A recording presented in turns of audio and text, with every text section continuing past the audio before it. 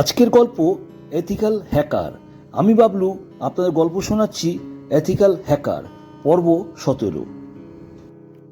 আজ রাত থাকতে থাকতে রণজয় গোপাল গাড়ি নিয়ে বেরায় বাবা অর্থাৎ গৌরববাবুর খোঁজে। তখন সবে ভোরে আলো ফুটেছে। একজন পথচারীকে দেখে রণজয় এগিয়ে যায়, বলে, দাদা, আমি অনেক ছোটবেলায় এই রাজারহাটে এসেছিলাম। এখন রাস্তাঘাট অনেকটা পরিবর্তন হয়েছে। 112 নম্বর সিংহবাড়ি, ওই যে ডাক্তারবাবু মানস রায়ের বাড়ি আছে, আমি চিনতে পারছি না। পথচারী দেখিয়ে দেয় হাত উঁচু করে, বলে, সোজা প্রথম ডান দিকে রাস্তাটা ঢুকলেই প্রথমে দুটো সিংহ দেখা যাবে, সেটাই ডাক্তারবাবুর বাড়ি। বাড়ির কাছে গিয়ে গাড়ি দাঁড় করিয়ে রণজয় ও গোপাল গাড়ি থেকে নেমে আসে। মেন গেটটা ঠেলে ভিতরে ঢুকে রাস্তা, তার দুধারে ফুলের বাগান। বাগানের শেষ মাথায় একটা বড় বাড়ি, যা দেখে বোঝা যাচ্ছে বাড়িটা বহু পুরনো। বাড়ির সামনে একটা বড় কাঠের দরজা, ভিতর থেকে সেটা বন্ধ। দরজার পাশে একটা কলিং বেল। গোপাল কলিং বেলটা বাজায়। ভিতর থেকে আওয়াজ আসতে একটু দেরি হলো। মনে হচ্ছে দোতলা থেকে কেউ নেমে আসছে। পায়ের শব্দটা শোনা গেল। বড় দরজাটা একটু ফাঁক করে বলল, আজ ডাক্তারবাবু রোগী দেখবে না? গোপাল বলে, একটু খোলো না দরজাটা, কিছু কথা আছে। সে ব্যক্তি রেগে বলে, ভোলা একবার বলে, হবে না তো হবে না। রণজয় বলে, ভোলাদা, ডাক্তারবাবু কে বলো, রণজয় আর গোপাল দেখা করতে এসেছে। ভোলা ডাক্তারবাবুর কথা মতো রণজয় ও গোপালকে একতলায় বসার ঘরে বসতে দেয়। কিছুক্ষণ পর ডক্টর রায় একতলার বসার ঘরে আসে। পরনে সাদা পাঞ্জাবি ও সাদা পায়জামা, চোখে চশমা। ডাক্তারবাবুকে রণজয় গোপাল প্রণাম করে। ডাক্তার রায় হেসে বলে, কি ব্যাপার, না জানিয়ে দুই পালোয়ান এখানে? অবশ্য গোপালবাবু এখন যুব ও কল্যাণ দপ্তরের মন্ত্রী, সবচেয়ে কম বয়সী। রণজয় বলে, আপনার কাছে একটা জিনিস নিতে এসেছি। ডক্টর রায় বলে, আমার কাছে? বলো কি চাই। রণজয় গৌরববাবুর লেখা ছড়াটা দেখায়। ডক্টর রায় বলে, এই ছড়ার মানে আমি তো বলতে পারবো না। তাছাড়া এই বাড়িতে আমি, আমার দাদু আর ভোলা, এই তিনজনই থাকি। ডক্টর রায় ডাক দেয়, ভোলা, দাদুকে এই ঘরে আসতে বলো, আর আমাদের সবার জন্য জলখাবার নিয়ে আয়। কিছুক্ষণ পর একজন বয়স্ক সাদা ধুতি পাঞ্জাবি পরে সোফায় এসে বসে। চোখ দুটো জলজল করছে। রণজয় গোপাল প্রণাম করে। বয়স্ক দাদু কাঁপা কাঁপা গলায় বলতে থাকে, মাথার চুল ও মুখের দাড়ি ধবধবে সাদা। জলখাবার খেতে খেতে রণজয় বয়স্ক দাদুকে দেখছিল। কিছু একটা খটকা লাগছে। রণজয় বলে, দাদু, আপনার বয়স কত? দাদু বলে, ওটা হচ্ছে না। দেখি তুমি কত বুদ্ধিমান ছেলে। আমি একটা হিন্টস দেব, তাতে তুমি আমার বয়স কত বার করতে পারবে। দাদু বলে, সংখ্যাটা 925। এটা দিয়ে আমার বয়স হিসাব করে দেখো। রণজয় একটু সময় নিয়ে বলে, তার মানে 90 বছর বয়স আপনার। রণজয় বলে, বয়সকে 2 দিয়ে গুণ, তারপর তাকে 5 দিয়ে যোগ, তারপর 5 দিয়ে গুণ। দাদু বলে, সাবাস, তোমার এলেম আছে দেখছি হে ছোকরা। গোপাল বলে, আমার গুরু অনেক গুণী, অনেক কঠিন সব হিসাব, সব কিছু নিমেষে করে ফেলে। রণজয় বলে, আমি পুলিশের বড় বড় অফিসারদের সঙ্গে কাজ করি তো, তাই আমার চোখটা সবার চেয়ে আলাদা। আমার এক ঠাকুমা আছে, মাঝে মাঝে আমাকে বলে শার্লক হোমস, পাশে গোপালকে বলে ডক্টর ওয়াটসন। দাদু এবার সাবধানতা অবলম্বন করে বলে, তাই বুঝি? রণজয় বলে, যেমন দাদু, আপনি অভিনয়টা খুব ভালো করেন। 90 বছর বয়স, কিন্তু হাতে ও পায়ের লোম এখনো কালো। বুড়ো হয়েছেন, এখনো দাঁত ফোগলা হয়নি। হাত, মুখ ও পায়ের চামড়া একটু কুচকায়নি। রণজয় বলে, এবার তোমার দাড়ি, মাথার চুল খুলবে না গোপালকে সাহায্য করতে বলবো? দাদুরূপী ছদ্মবেশী বলল, তোমরা বসো, আমি পাশের ঘর থেকে আসছি। কিছুক্ষণ পর গৌরব চক্রবর্তী ছেলে রণজয় চক্রবর্তীর সামনে এসে দাঁড়ায়। রণজয় ও গৌরববাবুর চোখে জল। গৌরববাবু ছেলেকে জড়িয়ে ধরে কাঁদতে থাকে। গোপালও কাঁদতে থাকে। ভোলাদাও কাঁদতে থাকে। ডক্টর মানস রায় বলে, কিরে গৌরব, এখনো কাঁদবি? গৌরববাবু বলে, কতদিন পর ছেলেকে কাছে পেলাম, অনেক গুণের কথা শুনেছি। গোপালকে গৌরববাবু বুকে টেনে নেয়। সবাই একসাথে রানাঘাটে নিজের বাড়িতে এসে পৌঁছায়। বুড়ি ঠাকুমা অনন্যা আজ বহু বছর পর গৌরববাবুকে কাছে পেয়ে নিজেদের চোখের জল আর ধরে রাখতে পারেনি। রণজয় তরুণ স্যারকে একটা মেসেজ পাঠায়, তিনমূর্তির সাথে দেখা করতে হলে রানাঘাটে সপরিবারে চলে আসুন। আজ তিনমূর্তি, বন্ধু ও তাদের পরিবার এক জায়গায় সুখ, দুঃখ, কষ্ট, ব্যথা, বেদনা ভরা গল্পে আজ রাতটা কেটে যায়। আজ ভোরতেই তিন বন্ধু বাইরে বেরিয়ে পড়ে। গৌরববাবু দেখে এই পাড়ার কত পরিবর্তন হয়েছে। মাঠ, ক্লাব, রাস্তা, পার্ক সবকিছুর মধ্যে শহরের রং লেগেছে, যা ভাবা যায় না। রণজয়, গোপাল আজ গৌরববাবু, তরুণ স্যার, ডক্টর মানসবাবু ও তরুণ স্যারের ছেলে রানাকে নিয়ে স্টেশনের দিকে যায়।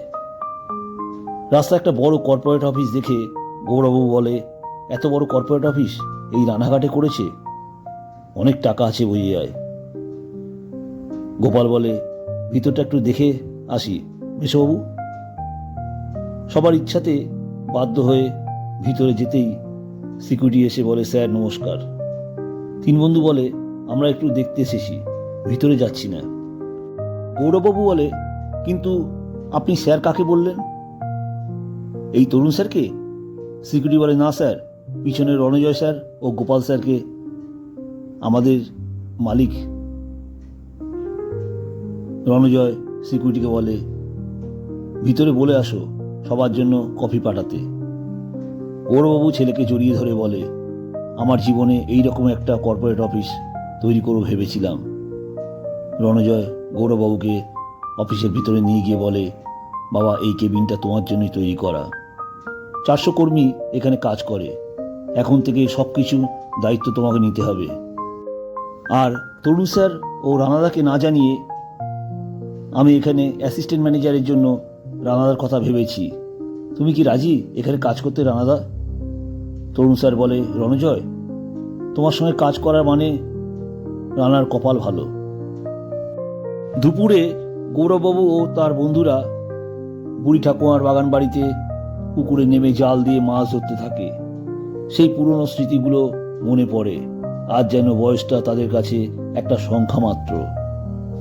খাওয়া দাওয়ার আনন্দ, এইভাবেই একটা সপ্তাহ কেটে যায়। সকালে সিবিআইয়ের প্রধান মিস্টার লাহা রণজয়কে ফোন করে একটা খবর দেয়, রজত সাহার বাড়িতে আজ ভোর রাতে সিবিআই রেড করেছে। রণজয়ের ইনফরমেশন মতন কাজ হয়েছে। এখন টিভির নিউজ দেখো। টিভিতে রজত সাহার ব্যাপারে বলছে অনেক বেআইনি নথি পাওয়া যায়। জিজ্ঞাসাবাদ করতে সিজিও কমপ্লেক্সে নিয়ে যাওয়া হয়েছে। রণজয় বলে, বাবা দেখো, এই সেই রজত সাহা, চিনতে পারছো? গৌরবাবু বলে, হ্যাঁ। রণজয় বলে, কদিন বাদে জেলে যাবে, তার পাকাপাকি একটা ব্যবস্থা করেছি। গোপাল বলে, গুরু, ওর নেতাগিরি সমাপ্ত। রণজয় বলে, এই সাহা মশাইয়ের যত খারাপ কাজ একটা ব্লু প্রিন্ট তৈরি করেছি। গৌরবাবু বলে, রজত সাহার ওপর তোর খুব রাগ না রণ? রণজয় বলে, ওসব বুঝিনি বাবা, তবে একটা কথা বলতে পারি, সেটা সাহাবাবু এতদিন অনেক আদর যত্ন পেয়েছে, অনেক ভালো মন্দ বিদেশি খাবার খেয়েছে, ও বিদেশি পোশাক পরেছে। এখন থেকে জেলের দেশি কয়েদির পোশাক পরবে, দেশি খাবার খাবে আর সাজা কাটবে।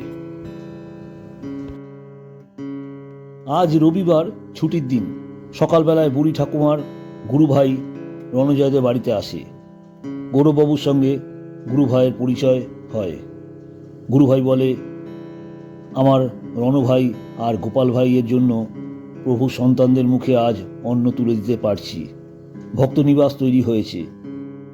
আর গোপাল ভাই, তাই তোমার পিসিকে একটা ধন্যবাদ জানাতে চাই, আর প্রভুর প্রসাদ পাওয়ার জন্য ওনাদের আমন্ত্রণ জানাতে চাই।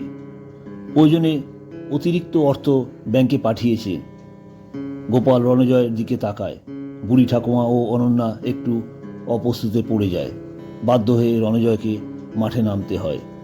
বলে, গুরুদাদা, গোপালের পিসি মানুষের উপকার করে, তাই কেউ ধন্যবাদ জানালে পিসি কষ্ট পাবেন। আর উনি ব্যস্ত মানুষ, তাই নিজে থেকে একদিন দুম করে চলে আসবে। গুরুদাদা হাত জোর করে ঈশ্বরের উদ্দেশ্যে বলে, পিসিমার মঙ্গল করুক প্রভু। আজ কাননবালা ইংলিশ মিডিয়াম স্কুল বুড়ি ঠাকুমার বাগানবাড়ি থেকে নতুন 4তলা বিল্ডিংয়ে শিফট করা হয়। এই নতুন স্কুলের আজ দ্বার উদ্ঘাটন হবে। রাজ্যের মাননীয় মুখ্যমন্ত্রী অন্তরা ব্যানার্জি, সঙ্গে মেয়ে মল্লিকা ও হাজবেন্ড অভিজিৎ ব্যানার্জি। এখন গোপাল রাজ্যের যুব ও ক্রীড়া দপ্তরের মন্ত্রী, তাই গোপালের ব্যস্ততা চোখে পড়ার মতন। দ্বার উদ্ঘাটনের কাজ শেষ হওয়ার পর সবাই রাতে বুড়ি ঠাকুমার বাগান বাড়িতে খাওয়ার অনুষ্ঠান সম্পন্ন হয়। আজ বুড়ি ঠাকুমার নাতি রণজয় ও মল্লিকার বিয়ের ব্যাপারে কথাবার্তা হয় ও উভয় পক্ষের মতামত দেয়। তাই গৌরবাবুর তৈরি করা বাড়িতে এখন থাকার উপযোগী করে তোলে। গোপাল কলকাতা যে কতদিন থাকবে এই বাড়িতেই থাকতে পারবে। তাছাড়া এই বাড়িতে একটা অফিস করা হয়। আজ সকালবেলায় তরুণ স্যার ফোন করে জানায়, রণজয় অল ইন্ডিয়া ইঞ্জিনিয়ারিংয়ে প্রথম স্থান অধিকার করেছে। রণজয় গৌরববাবুকে বলে, বাবা, রজত কোনো গোপন জায়গা বা প্রোডাকশন ইউনিট সম্পর্কে জানা আছে? কারণ সিআইডি ও সিবিআই জানতে পারে রজত সাহা এখানে অস্ত্র তৈরি করে পাঠায় টেরিস্ট অ্যাক্টিভিটির সঙ্গে যারা যুক্ত তাদেরকে। তাছাড়া ওষুধ ভেজাল, ড্রাগ, এমনকি বাচ্চাদের দুধ ও ভেজালের কাজ বহু বছর ধরে করে আসছে।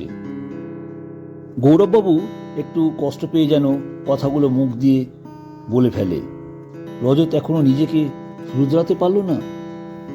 একটা জায়গার কথা গৌরববাবু বলে, তবে এই জায়গাটার খবর আমি অন্য লোকের মাধ্যমে জানতে পারি। রণজয় আজ 7 দিন দিনরাত গৌরববাবু দেওয়া ঠিকানার উপর স্যাটেলাইটের মাধ্যমে নজর রেখে চলেছে। একটা 4তলা নার্সিংহোম, কিন্তু আন্ডারগ্রাউন্ডে এইসব কাজ কর্ম হতে পারে? স্যাটেলাইটের তোলা ছবিগুলো রণজয় সিবিআই এর কর্তা মিস্টার লাহিড়িকে পাঠায়। মিস্টার লাহিড়ি ও ডিপার্টমেন্টের অফিসাররা কনফার্ম হয় এই জায়গায় একটা রেড করার দরকার। আর যদি কিছু নাই পাওয়া যায়, তাও একটা রাস্তা তো পাওয়া যাবে। রণজয় বলে, আমাদের একটা ভুল অপরাধীকে আবার সতর্ক করে দেবে না তো? আজ রাতে আবার রণজয় স্যাটেলাইট থেকে নজরদারি চালাতে শুরু করে। রণজয় দেখে নার্সিংহোম থেকে প্রায় 10 মিনিট দূরে একটা বড় চাষের জমি, চারদিকটা বড় পাঁচিল দিয়ে ঘেরা। এখানকার একটা মুভমেন্ট অবাক করে ও সন্দেহ হয়। ঘণ্টাখানেকের পর একটা কনফার্ম হয় যে বাবার দেওয়া ঠিকানাটা কাছে এটার প্রোডাকশন ইউনিট হবে। সকালে স্যাটেলাইটের তোলা ছবি আবার পাঠায়। এবার সবাই একটা সিদ্ধান্ত পৌঁছায়, আজ রাতে এখানে একটা রেড হবে। রণজয় পুরো টিমের অপারেশনের কাজে সাহায্য করবে। অনুরাগ চক্রবর্তী ও সিজিও কমপ্লেক্সের কিছু অফিসার এই অপারেশনটা চালাবে। রণজয়, গোপাল আজ রাতে রানাঘাট থানায় অনুরাগবাবুদের সঙ্গে কাজ করে। আমি বাবলু আপনাদের এতক্ষণ গল্প শোনাচ্ছিলাম। আমার গল্প ভালো লাগলে এই ভিডিওটিকে একটা লাইক দিয়ে গল্পের ডায়েরি চ্যানেলটিকে সাবস্ক্রাইব করে পাশে থাকা বেল আইকনটি ক্লিক করবেন। যখনই আমি কোনো নতুন ভিডিও আপলোড করব সবার আগে আপনাদের কাছে নোটিফিকেশন পৌঁছে যাবে। আপনাদের মূল্যবান সময় আমাকে দেওয়ার জন্য ধন্যবাদ।